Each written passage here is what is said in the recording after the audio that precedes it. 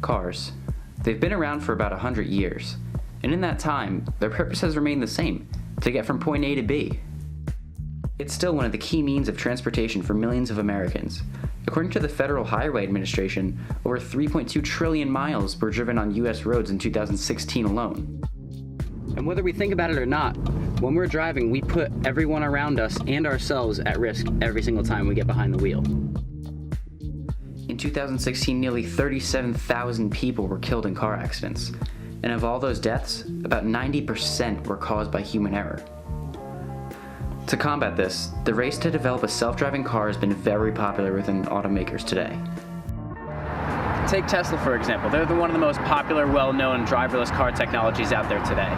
Their technology known as autopilot mode allows for the driver to completely take their hands off the wheel and watch the car drive them. Their technologies allow for the driver to completely take their hands off the wheel and watch the car steer itself, change lanes, brake automatically, and accelerate, and flow within traffic all by itself.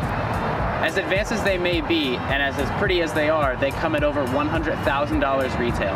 And it's not just Tesla alone. Other companies such as GM, Volvo, and even Waymo, which is Google's autonomous driving car company, have been investing millions of dollars into this program. Waymo can be argued to have some of the most advanced driverless technologies to date. But as advanced as they may be, they come at a price. Now with the Google company, they have a lot of money to spend. With some of the sensors on their cars costing over $40,000, and then if you add the cost of the car on top of that, put yourself in that situation. Paying almost $60,000 for a brand new technology that hasn't really been on the roads yet in consumers, it's kind of hard to justify doing. Take myself, for example. I've never had any speeding tickets. I have a clean driving record. I like to think of myself as a defensive driver. I trust myself behind the wheel. So am I willing to change that and trust a totally new technology instead of myself? And don't get me wrong, there are tons of benefits to having a driverless car. The elderly would be able to drive forever without having to take their license away because they can't drive anymore.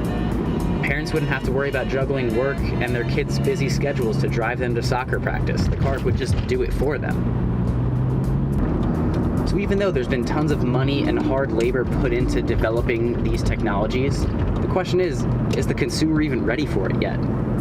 Do we trust a computer with our lives more than our own hands? And our research shows us that the answer to that question is no. According to a survey taken by the Pew Research Center, more people said they would not even ride in or trust a driverless car as opposed to those who would. But this is nothing new in the car world. There's always been resistance to new technologies like airbags and seatbelts. I'm sure when they were invented, a lot of people were against them too.